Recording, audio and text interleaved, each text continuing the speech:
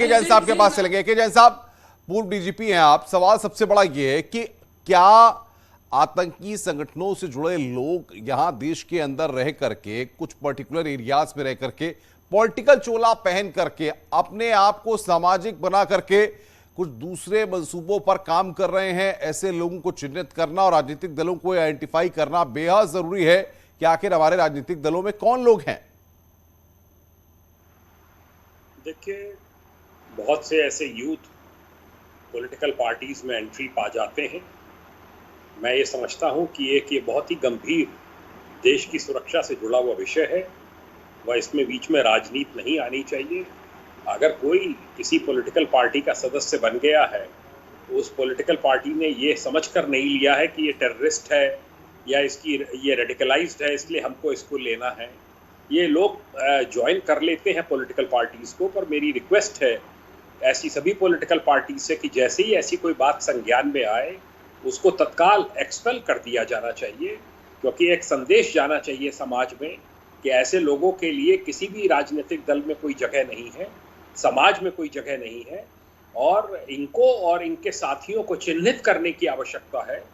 जो आजमगढ़ के लोग हैं, मुबारकपुर के लोग हैं, आसपास इसके रहने वाले लोग हैं, उनको अलर्ट होने की ज़रूरत है कि उनके यहाँ क्या किस प्रकार की कॉन्स्पिरेसी पनप रही थी, किस प्रकार का प्रशिक्षण वो लोगों को दे रहा था, किस प्रकार से आतंकवादियों से जुड़ रहा था, हैंडलर से जुड़ रहा था जो कि विदेश में बैठे हुए हैं। एटीएस ने बहुत अच्छा कार्य किया है, मैं उनको बधाई देना चाहूँगा। और अभी तो इसमें बहुत कार्य होना शेष है, क्योंकि पूरा इंटेलिजेंस बेस्ड पूरा इनका ऑपरेशन होता है, इसलिए अभी इसमें और समय लगेगा इसकी परतें खुलने में। और जब खुलेंगी सारी परतें तो बहुत से मॉड्यूल इसमें बस। बिल्कुल, मेरे साथ फाजिल अहमद भी हैं, मुस्लिम स्कॉलर हैं। फाजिल साहब, मुस्लिम लोगों को या मुस्लिम समाज के लोगों को उत्थान के नाम पर राजनीतिक दलों में जोड़ा जाता है, वोट बैंक के तौर पर इस्तेमाल किया जाता है, लेकिन उसके बाद जब इस तरह की चीजें निकल करके सामने आती हैं, सबाउद्दीन जैसे लोग आतंकी संगठनों से जुड़े हुए हैं और एक मॉड्यूल के तहत काम कर रहे हैं, तो ये काफी चौंकाने वाली बातें हैं। देखिए, मैं काफी हद तक डीजीपी साहब की बात से सहमत हूँ। ये गंभीर विषय है। कोई पकड़ा जाए किसी भी घटना में, उसको हम हिंदू मुसलमान से नहीं देख सकते। अगर हमारी एटीएस ने पकड़ा है तो मुझे नहीं लगता है कि कुछ न कुछ सबूत होगा। आगे चल के वो निर्दोष हो जाए वो अलग बात। अगर किसी को ये लगता है कि वो निर्दोष है तो उसके लिए मदद उसकी कर सकते, लेकिन कहीं ना कहीं हमारे राष्ट्रीय सुरक्षा के मामले में जब कोई इस तरह की घटना होती है तो हमें दलगत जात बिरादरी धर्म मजहब के चश्मे से उसको नहीं देखना चाहिए। अपराधी अपराधी होता है, वो किसी भी समाज का हो सकता है।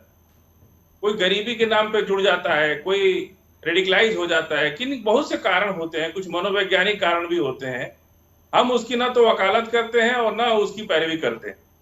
अगर वो निश्चित नहीं, लेकिन सवाल ये है कि राजनीतिक दलों की आड़ में ऐसे लोगों की एंट्री क्यों होती है? ऐसे लोगों को क्यों पॉलिटिकल पार्टीज अपने यहाँ एंट्री देती हैं?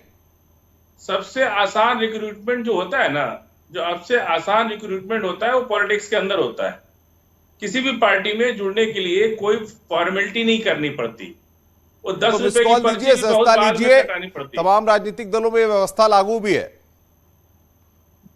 किसी भी राजनीतिक दल में आप प्रैक्टिकल कानून, उसका मैनिफेस्टो क्या कहता है ये अलग बात है, लेकिन आप खुद ही देखिए कि कोई भी किसी पार्टी में जुड़ने के लिए कोई उसकी बहुत बड़ी प्रक्रिया नहीं है। वो जाके भीड़ में खड़ा हो जाता है नेता। अब आप देखिए वो श्रीकांत त्यागी किस तरह से बीजेपी नेताओं के साथ फोटो और संबंध और सारी चीजें जागी हुई, और वो क्या कर रहा था ये अब जाके लोगों को पता चला। तो राजनीतिक पार्टियों में शामिल होना सबसे आसान काम है।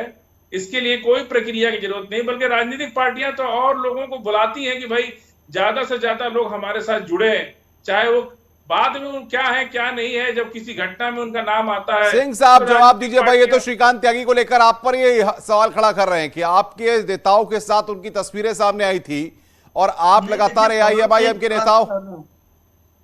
देखिए, सवाल नहीं अनुपम जी खड़ा कर रहे हैं, निश्चित तौर पे सही बात कर रहे हैं कि राजनीतिक पार्टियों के नजदीक जाकर बहुत सारे लोग फोटो खिंचवा लेते हैं। आप देखे होंगे चुनाव में भी ढेर सारे सवाल आदरणीय अनुपम मिश्रा जी भी समाजवादी पार्टी के लोगों से पूछे थे कि अखिलेश यादव जी के साथ आजमगढ़ के फला आतंकवादी का फोटो कैसे है।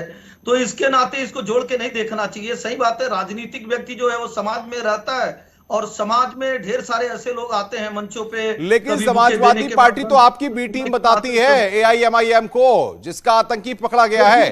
सिंह साहब, देखिए, आपकी बी टीम समाजवादी पार्टी तो बहुजन समाजवादी पार्टी को भी बताती है, जिसके साथ बुआ बबुआ का गठबंधन करते हैं, और कांग्रेस पार्टी से भी समर्थन लेते हैं। बोलने के लिए कुछ भी चाहिए। जो आदमी ये भी कह देता है कि ये जो वैज्ञानिकों की बनाई हुई वैक्सीन है वो भारतीय जनता पार्टी की है, तो प्रदेश की जनता जान रही है कि किसके बात का औचित्य है और कौन 500 सीटें विधानसभा में जीत रहा था। ऐसे बातों का कोई वजूद नहीं होना चाहिए। और आज इस बात की चर्चा होनी चाहिए कि उत्तर प्रदेश जो आज शांति का प्रदेश है, एक विकास का प्रदेश है, खुशहाली का प्रदेश है, वहां इस तरह की चीजें अगर सक्रिय हो रही है तो एक चिंता का विषय है। और हमारे नहीं बड़े तो वैसी साहब मुस्लिमों में क्या संदेश दे करके माहौल खराब करना चाहते हैं, और उसके बाद ऐसे लोग जो है उनकी पार्टी को ज्वाइन करते हैं।